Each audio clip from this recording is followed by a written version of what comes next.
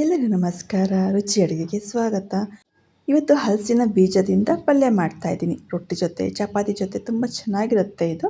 ಫಸ್ಟಿಗೆ ಹಲಸಿನಕಾಯಿ ಬೀಜನ ಸಿಪ್ಪೆ ತಕ್ಕೊಳ್ಬೇಕು. ಇದನ್ನು ಕಟ್ ಮಾಡ್ಕೊಳ್ಬಾರ್ದು, ಜಜ್ಜಬೇಕು, ಆವಾಗ ರುಚಿ ಜಾಸ್ತಿ ಆಗುತ್ತೆ. ಹಾಗಾಗಿ ಜಜ್ತಾ ಇದ್ದೀನಿ ನಾನು. ನೋಡಿ ಈ ಥರ ಒಂದ್ಸರಿ ಜಜ್ಜಿಬಿಟ್ರೆ ಅದು ಓಪನ್ ಆಗೋಗ್ಬಿಡುತ್ತೆ ಮತ್ತು ಈಸಿಯಾಗಿ ಸಿಪ್ಪೆನ ತೆಗಿಬೋದು. ಇದೇ ಥರ ಎಲ್ಲದನ್ನು ಕುಟ್ಟಿ ಇಟ್ಕೊಂಡಿದ್ದೀನಿ ನಾನು. ತುಂಬ ದೊಡ್ಡನೇ ಪೀಸು ಬೇಡ, ತುಂಬ ಚಿಕ್ಕನೇ ಪೀಸು ಬೇಡ, ಈ ಥರ ಇದ್ದರೆ ಸಾಕಾಗುತ್ತೆ. ನೆಕ್ಸ್ಟ್ ಇದನ್ನು ಒಂದು ಬೌಲಿಗೆ ಹಾಕಿ ಚೆನ್ನಾಗಿ ತೊಳ್ಕೊಳ್ಬೇಕು. ಇದು ಸ್ವಲ್ಪ ಹಾಲಿರುತ್ತೆ, ಅದನ್ನೆಲ್ಲ ತೆಕ್ಕೊಂಡ್ರೆ ಚೆನ್ನಾಗಿರುತ್ತೆ. ನೋಡಿ ಇವಾಗ ಅದೆಲ್ಲ ತಕ್ಕೊಂಡು ಒಂದು ಬಟ್ಲಿಗೆ ಹಾಕೊಳ್ತಾ ಇದ್ದೀನಿ. ನೀರು ನೋಡಿ ಈ ಥರ ಹಾಲು ಬಂದಿದ್ದೆಲ್ಲ ಇದನ್ನು ಹಾಕಿದ್ರೆ ಚೆನ್ನಾಗಿರೋದಿಲ್ಲ, ಇದನ್ನು ತೆಕ್ಕೊಂಬಿಡಬೇಕು. ಮತ್ತು ಹಲಸಿನಕಾಯಿ ಜೊತೆ ಹೆಸರು ಕಾಳನ್ನು ಕೂಡ ಹಾಕ್ತಾಯಿದ್ದೀನಿ. ಇದನ್ನು ನಾನು ರಾತ್ರಿ ಇಡೀ ನೆನೆಸಿಟ್ಟಿದ್ದೀನಿ. ನೀವು ಮಿನಿಮಮ್ ಒಂದು 3 ಗಂಟೆಗಳ ಕಾಲ ನೆನೆಸಿದ್ರೆ ಸಾಕಾಗುತ್ತೆ. ಸ್ವಲ್ಪ ಜಾಸ್ತಿ ಹೊತ್ತು ನೆನೆಸಿದ್ರೆ ಚೆನ್ನಾಗಿ ಬರುತ್ತೆ ಪಲ್ಯ.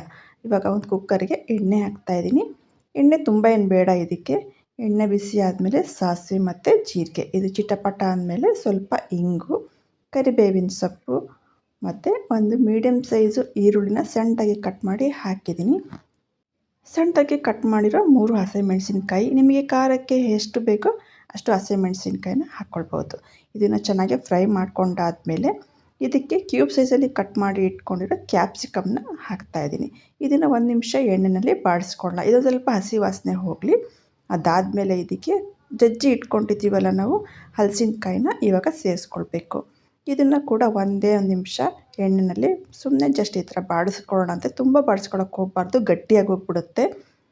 ಇವಾಗ ಸಣ್ಣದಾಗಿ ಹೆಚ್ಚಿರೋ ಟೊಮೊಟೊ ಹಣ್ಣು, ಇದು ಮೀಡಿಯಮ್ ಸೈಜ್ ಟೊಮೊಟೊ ಹಣ್ಣಿದೆ. ಮತ್ತು ನೆನೆಸಿ ಇಟ್ಕೊಂಡಿದ್ದೀವಲ್ಲ ಹೆಸರು ಕಾಳನ್ನ ಕೂಡ ಇವಾಗಲೇ ಸೇರಿಸ್ಕೊಳ್ಬೇಕು. ಇದನ್ನೆಲ್ಲ ಸೇರಿಸ್ಕೊಂಡಾದ್ಮೇಲೆ ಎಲ್ಲದನ್ನು ಚೆನ್ನಾಗಿ ಮಿಕ್ಸ್ ಮಾಡ್ಕೊಳ್ಬೇಕು. ಎಲ್ಲ ಚೆನ್ನಾಗಿ ಮಿಕ್ಸ್ ಆಯ್ತಲ್ವ. ಇವಾಗ ಇದಕ್ಕೆ 1/4 ಸ್ಪೂನಷ್ಟು ಅರಿಶಿನ ಪುಡಿ, ಅರ್ಧ ಸ್ಪೂನಷ್ಟು ಸಾಂಬಾರು ಪುಡಿ ಹಾಕ್ತಾಯಿದ್ದೀನಿ. ನಿಮ್ಮನೇಲಿ ಯಾವುದು ಸಾಂಬಾರು ಪುಡಿ ಯೂಸ್ ಮಾಡ್ತೀರಾ ಅದೇ ಪುಡಿನ ಹಾಕ್ಕೊಳ್ಬೋದು. ರುಚಿಗೆ ತಕ್ಕಷ್ಟು ಉಪ್ಪು, ಇದನ್ನೆಲ್ಲ ಹಾಕ್ಕೊಂಬಿಟ್ಟು ಒಂದ್ಸರಿ ಚೆನ್ನಾಗಿ ಮಿಕ್ಸ್ ಮಾಡ್ಕೊಂಬೇಡೋಣ. ಸಾಂಬಾರು ಪುಡಿ ಇಲ್ಲಾಂದರೆ ಪಲ್ಯದ ಪುಡಿ ಕೂಡ ಬೇಕಾದರೆ ಹಾಕ್ಕೊಳ್ಬೋದು, ಅದು ಕೂಡ ಚೆನ್ನಾಗಿರುತ್ತೆ. ಇವಾಗ ಇದಕ್ಕೆ 1 ಗ್ಲಾಸಷ್ಟು ನೀರು ಸೇರಿಸ್ತಾ ಇದ್ದೀನಿ.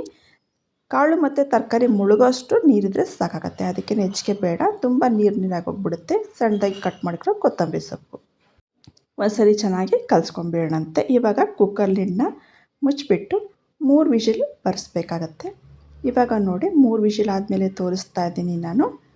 ಇದು ಚೆನ್ನಾಗಿ ಆಗಿದೆ. ಇವಾಗ ಸ್ವಲ್ಪ ನೀರಾಯಿತು ಅಂದರೆ 1 ನಿಮಿಷ ಕುದಿಸ್ಕೊಂಡ್ರೆ ಗಟ್ಟಿಯಾಗುತ್ತೆ. ನಿಮಗೆ ಸ್ವಲ್ಪ ನೀರೇ ಬೇಕು ಅಂದರೆ ಹಾಗೆ ಬಿಟ್ಕೊಂಡು ನಡೆಯುತ್ತೆ.